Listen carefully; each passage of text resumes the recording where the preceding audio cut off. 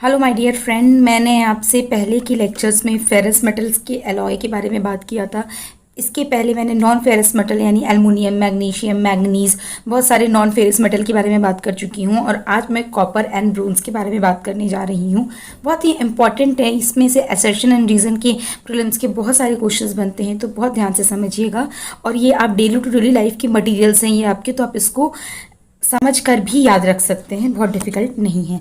तो चलिए शुरू करते हैं। अगर हम कॉपर की बात करते हैं तो कॉपर मेनली कहाँ यूज़ होता है। आप कॉपर के तरीके से ये कह सकते हैं कि कॉपर मतलब तांबा। तांबा के ग्लास में आप पानी भी पीते हैं। पहले के बूढ़े बुजुर्ग तांबे के ग्लास में पानी पीते थे। आज भी कॉपर के ग्लास में पानी पीने बहुत अच्छा माना जाता है। या कॉपर की बहुत सारी चीज़ें आप यूज़ करते हैं। कॉपर के एक तरीके से कह लो कि कुछ म्यूजिकल इंस्ट्रूमेंट कॉपर के होते हैं जिनको आप गाने बजाने में यूज़ कर सकते हैं। तो जो कॉपर होता है वो आपका फ्री फॉर्म में नहीं पाया जाता है, मेनली वो आपके मिनरल्स के फॉर्म में पाए जाते हैं, like copper glance, copper pyrites, malachite, azurite. तो ये आपके डिफरेंट डिफरेंट मिनरल्स हैं। यानी कॉपर ग्लांस को बोलेंगे तो Cu2S, copper pyrite CuFeS2, मैलेचाइट CuCO3, CuO2H2। तो आप एक दिमाग में रखिएगा कि चार डिफरेंट डिफरेंट टाइप के मिनरल्स कैसे होते हैं। तो अगर कॉपर को उसके ओर से पाना होता है तो हम बिल्कुल बेसिकली ब्लिस्टर स्टेज का यूज़ करते हैं, जिससे आपको 99% प्योर कार्बन मिलता है। इसको फर्दर हम रिफाइन करते हैं एक फर्नेस में ऑक्सीडेशन प्रोसेस के थ्रू, जिसके थ्रू हम सल्फर को दूर करते हैं, सल्फर जैसी ह्यूमिडिटी को। उसके बाद से हम एक्सेस ऑक्सीजन को पॉलिंग प्रोसेस के थ्रू रिमूव करते हैं। नाउ जो कॉपर मिलता है उसको हम टफ पिच कॉपर कहते हैं। तो याद रखिएगा, पॉलिंग प्रोसेस के थ्रू हम एक्सेस ऑक्सीजन को हटाते हैं। उसके अलावा हम ऑक्सीडेशन प्रोसेस को यूज़ करते हैं सल्फर जैसी इम्प्योरिटी को हटाने के लिए। नेक्स्ट मैं आपसे बात करती हूँ इसकी प्रॉपर्टीज़ होती है। तो रेडिश ब्राउन मेटल होता है। ये मेल्टिंग पॉइंट इसका 1084 डिग्री सेंटीग्रेड यानी 1084 डिग्री सेंटीग्रेड होता है। It has a specific gravity 8.9, tensile strength is 300 to 400 mega pascal, which makes it strong material. Ductile material having ductility more than 15%। अगर हम पतले कॉपर वायर की बात करते हैं तो ये आपके थोड़े डक्टाइल भी होते हैं।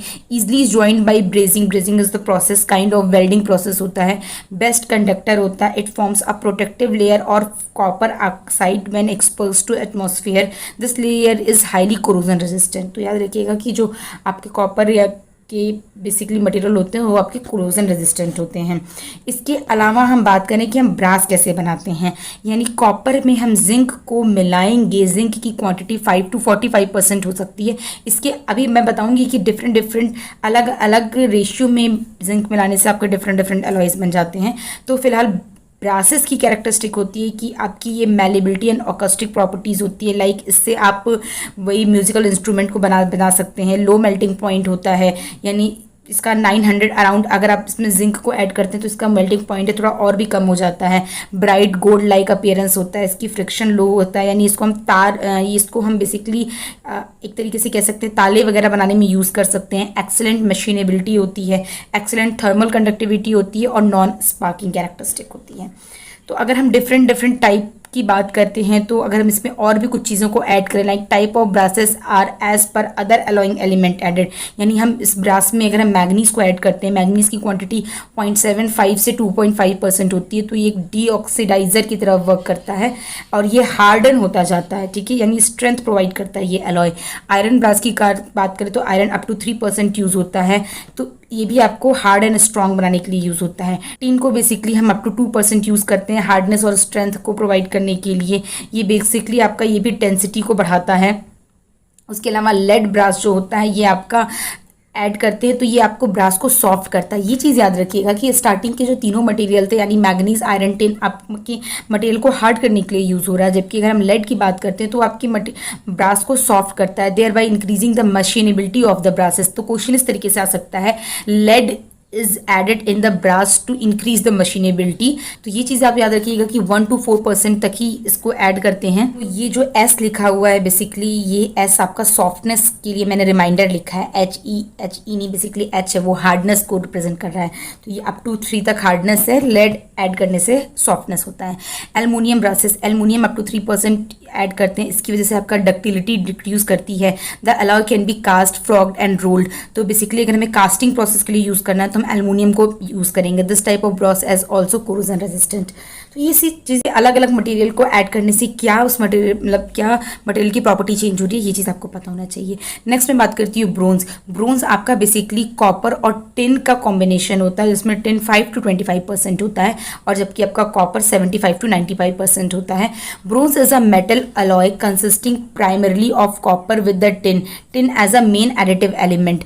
टिन के ऐड करने से जो आपका टेंसाइल स्ट्रेंथ होता है बेसिकली इंक्रीज करता है। The tensile strength of the bronze increases gradually with the content of tin reaching up to a maximum 20% of the tin. यानी जब हम टिन की क्वांटिटी 20% रखेंगे तो उस मटेरियल का टेंसाइल स्ट्रेंथ यानी ब्रोंज का टेंसाइल स्ट्रेंथ सबसे मैक्सिमम होगा। Bronze is a most ductile when it contains about 5% of the tin. यानी टिन की क्वांटिटी हम जैसे जैसे 5% से बढ़ाते जा रहे हैं उसकी डक्टिलिटी ग्रेजुअली डिक्रीज करती जा रही है। The ductility gradually decreases and ductility almost disappears with the tin content of about 20%. The bronze with 8 to 11% of the tin has the both strength and the toughness, and these bronze are called as a gun metal as a gun were manufactured from these bones. तो ये चीज़ आप याद रखिएगा कि जो हम gun बनाते हैं वो ब्रोंज से बनाते हैं, बट उसमें जो आपकी टिन की क्वांटिटी होती है वो बेसिकली 8 to 11% होती है। यानी इस 8 to 11% टिन की रेशियो में आपका स्ट्रेंथ भी मिलेगी, टफनेस भी मिलेगी, और जैसे जैसे आप टिन को कम करेंगे तो वो डक्टाइल होगा, टिन को आप बढ़ाते जाएंगे तो उसकी टेंसाइल स्ट्रेंथ बढ़ती जाएगी। The bronze containing 4 to 8% of the tin are called coins bronze and these bronze are used for making coins. पहले आप देखते थे ब्रोन्स के कॉइन्स आते थे। The bronze containing 15 to 25% of tin are called bell metals. तो इस तरीके से आपके सेक्शन रीजन के क्वेश्चंस बन सकते हैं, as these metals are sonorous and used in making bells वगैरह बनाने में यूज़ होते हैं। तो अगर हम इसकी प्रॉपर्टीज़ की बात करते हैं तो डिफरेंट अलॉय की वजह से ये भी चेंज हो जाएंगे। अगर हम जिंक को ऐड करते हैं, the addition of zinc in a bronze increases its fluidity in molten state, thereby preventing occurrence of gas flow. It consists 80% copper, 8 to 10% tin and a 2 to 4% यहाँ पे जिंक होगा।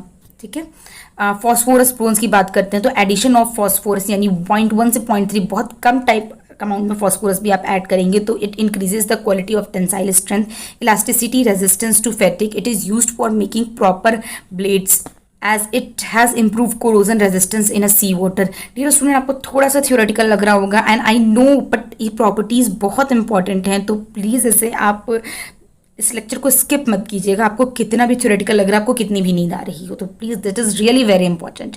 सिलिकॉन ब्रोन्स की बात करते हैं तो इसमें 96% कॉपर होता है, 3% सिलिकॉन होता है एंड 0.5% आयरन, 0.5% मैग्नीज होता है।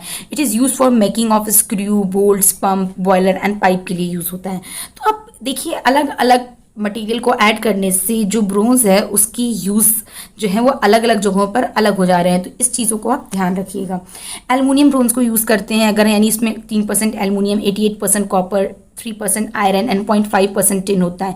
हाईली कोरोजन रेजिस्टेंस होता है, it possesses good strength and it use include making of heat exchange, roller, gear and camps. Beryllium bronze, it contains 2% of beryllium, it possess high yield strength and fatigue endurance, it is use for making bearing, spring and camps. तो ये चीज़ें आप याद रखिएगा। अभी अगर हम brass और ब्रोंज में कंपैरिजन करें तो ये ब्रास जो होता है या कॉपर और जिंक का मिक्सचर होता है, जबकि ब्रोंज जो है इसको हम कॉपर और टिन का बोलते हैं। ब्रास आपका बेसिकली पीतल होता है यानी, और जो ब्रोंज होता है उसको हम कांसा कहते हैं। तो अगर हम पीतल की बात करते हैं तो सॉफ्ट, डक्टाइल एंड मेलेबल होता है, डजंट रेजिस्ट कोरोजन। इसको डिस्कवर्ड किया गया था 500 BC में एंड इसको हमने डिस्कवर्ड किया था ब्रोंज को 3500 BC में। ये गोल्ड लाइक अपीयरेंस होता है अगर हम ब्रास की बात करते हैं, और ये एक रेडिश ब्राउन अपीयरेंस होता है। इसकी लो मेल्टिंग पॉइंट होती है, ईजी कास्ट होता है, गुड एकॉस्टिक प्रॉपर्टी होती है। ये आपका लो मेल्टिंग पॉइंट होता है, बट जैसे जैसे आप टिन का कंटेंट बढ़ाते जाते हैं वैसे वैसे आपका इसकी परफॉर्मेंस भी चेंज होती जाती है। तो basically copper is present in the alpha phase and a lighter region, zinc is present in the beta phase and darker region. यहाँ पर भी कॉपर आपका लाइटर रीजन में है और आपका टिन डार्कर रीजन में होता है। कुछ क्वेश्चंस को देख लेते हैं, लाइक ये पिछली साल का क्वेश्चन है। Manganese is always added to steel since it combines with the sulphur content to form manganese sulphide. Manganese को हम ऐड करते हैं स्टील के साथ। If manganese is not added iron sulphide which is not harmful for steel. तो अगर हम iron sulphide की बात करते हैं तो दैट इज़ अ हार्मफुल। तो यानी यहाँ पे ये आपका सेकंड स्टेटमेंट आपका रॉन्ग हो जाएगा और फर्स्ट स्टेटमेंट सही रहेगा, यानी यहाँ पर ऑप्शन हो जाएगा आपका सी। ये आपके पिछले साल के क्वेश्चन हैं जो आपके पूछे गए हैं। तो यहाँ कॉपर एंड ब्रोंज से भी बहुत सारे क्वेश्चन पूछे जा सकते हैं, इसलिए इसको बहुत ध्यान से समझिएगा। और आगे में आने पर मैं आपसे सिरामिक्स, पॉलीमर एंड कंपोजिट के बारे में बात करूंगी तो मटेरियल साइंस ऑलमोस्ट खत्म होने वाला है। यपी। इसके बाद एनर्जी एनवायरनमेंट एंड आईसीटी शुरू करेंगे। डियर स्टूडेंट, क्वेश्चंस के आंसर जरूर कीजिए, ये आपके सिलेक्शन को बताएगा। डियर स्टूडेंट, आप प्लीज़ कमेंट कीजिए आंसर्स की। क्वेश्चंस मैं 1 या 2 जरूर डाल रही हूँ और जैसे ही सब्जेक्ट खत्म होगा मैं पर डे 10 to 20 क्वेश्चंस दूंगी प्रैक्टिस करने के लिए। तो डियर स्टूडेंट, लगे रहिए। All the best. Corona effect या लॉकडाउन इफेक्ट से अपनी पढ़ाई को मत कम कीजिए, पूरी तरीके से तैयारी कीजिए। यूपीएससी कुछ भी नहीं सुनेगी, वो एग्ज़ाम 1 या 2 महीने ही हार्डली एक्सटेंड करेगी। अपनी पढ़ाई आप बहुत अच्छे से कीजिए। My all best wishes to you guys. Thank you.